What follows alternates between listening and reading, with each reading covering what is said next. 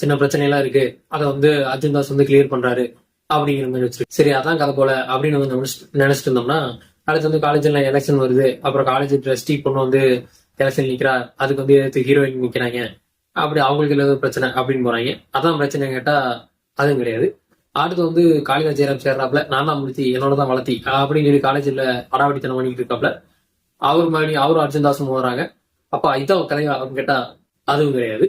அதுக்கப்புறம் அதுக்கப்புறம் அர்ஜுன் தாஸும் காளிதாஸுக்கு ஒரு பிளாஷ்பேக் இருக்கு. அதுக்காக வந்து 2 பேரும் மோதிக்கிறாங்க அப்படின்னு வந்து சொல்றாங்க.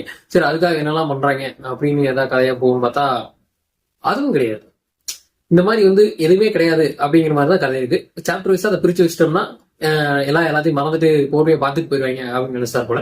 அதுக்கப்புறம் வந்து காலேஜ் தான் படிக்கிறாங்க பார்த்தா எவனும் காலேஜ் படிக்கவே வர்றது கிடையாது. வர்றானுங்க, லவ் பண்றானுங்க, கஞ்சா அடிக்கிறாங்க, தண்ணி அடிக்கிறாங்க, தலையை சுத்துறாங்க. காலேஜில் படிப்புன்னு ஒண்ணு இருக்கேப்பா, அதை மறந்துட்டீங்க.